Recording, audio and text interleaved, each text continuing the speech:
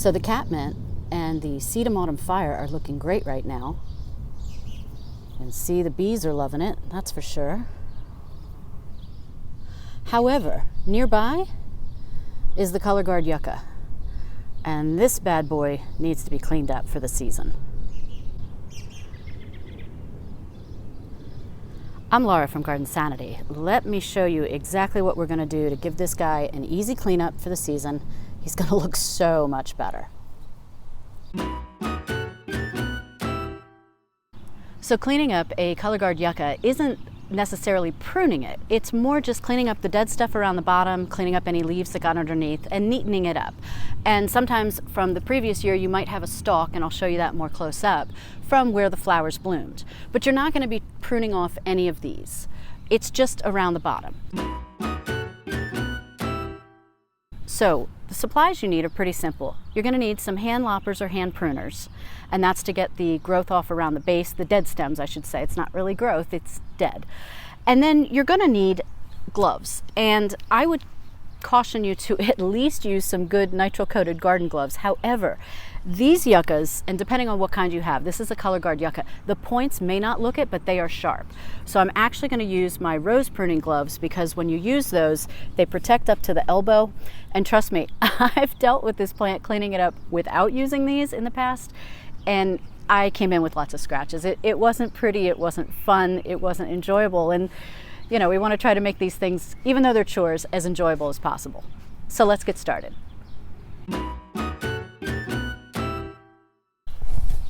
All right, so the first thing that I'm going to do, just because it's the easiest, is I'm going to take this stem off. Now, I could use my pruners, but first I'm going to just gently pull it, see if it'll come out. It won't, so that's okay. I'm going to try to go as far as the base as I can, and I'm going to cut it. It's a thick stem, but it's also a lightweight stem, so your hand loppers can tackle it no problem. The next thing I'm going to show you is all of these at the base. Now, what you can do is you can prune them, but you can also see which ones will pull out. And just with a little tug, a lot of these are going to come out. I have a bucket right off camera, my handy dandy empty preen bucket. So see which ones can kind of come off on their own first. It just makes pruning a little bit easier. It's like this whole plant. There we go. I got it. Look at this. Ooh. You see that? Oh, you got to see this. Look at that. Boy, I hope you can see this on camera. Let me see if I can get around here to make sure you can see it. Look at that. You would think I had this planned. I did not. But I'm thrilled, because boy, did that just make my pruning a heck of a lot easier. So let's continue. So now when you're removing these, you're also going to have a lot of debris underneath. So make sure you clean that out. We are planning to mulch. I know I feel like I've said that 900 times this season, but I'm trying to get all the pruning done before we mulch, just so it's the last thing I'm doing of heavy chores, that is.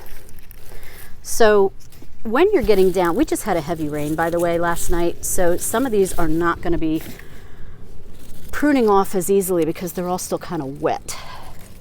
But I can get them for the most part.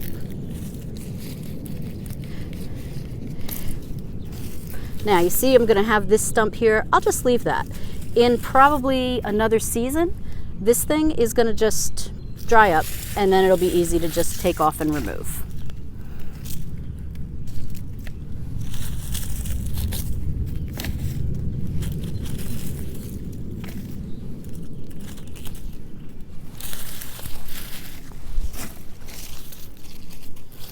Now you see how much better that section looks already? Let me get out of the shade so you can see it.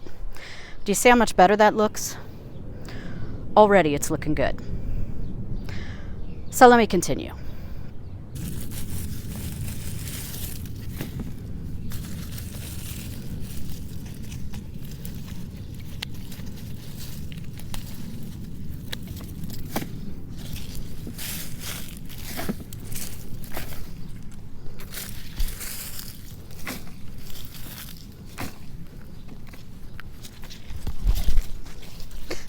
Not a bad idea to do a little bit of weeding as you're doing this. Oh yeah, this is great.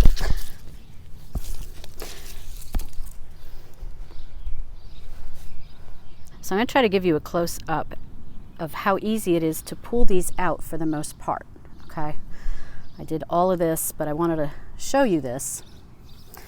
So with your gloved hand, you just reach in,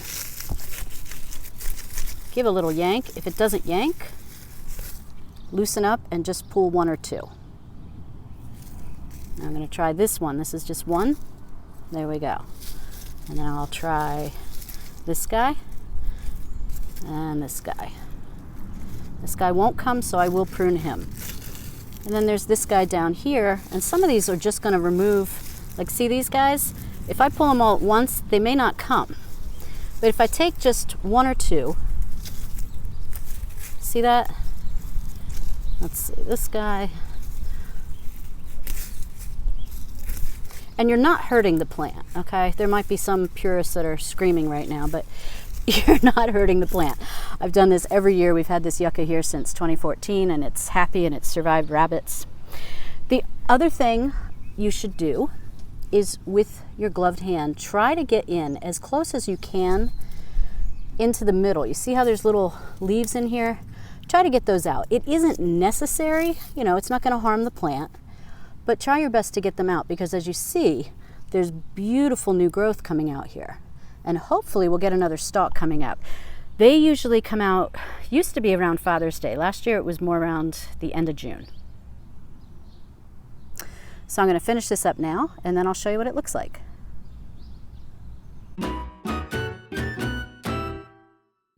So I want to show you one more thing. Close to the base here, you can see some yellow, some brown on some of these lower fronds or stems, leaves. I'm not sure what you call them.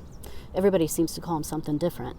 Anyway, don't worry about those too much, because those are going to end up dying off eventually. And then those will be the new ones you're going to be cutting off probably, or pulling off, next year at this time. Because you're going to have a whole bunch of new growth, as you can already see, that's starting on this plant.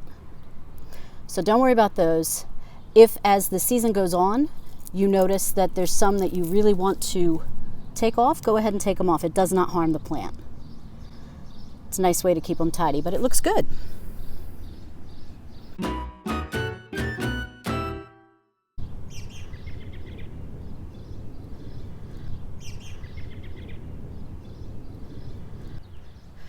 So again, to show you in relation to what the Color Guard Yucca looks like with the rest of the bed, you've got that here. And then there's the catmint and the sedum autumn fire. And then behind the yucca are the pinky winky hydrangeas, which are getting nice and green. And then next to the Color Guard Yucca, you see a really bad looking heather plant, and I'll be taking that out as well as the one next to it that the dead yucca stuff is still resting on. Those heathers just never did well, and so they're coming out, and I'm going to replace them with more peach drift roses like I have on the other side of the bed.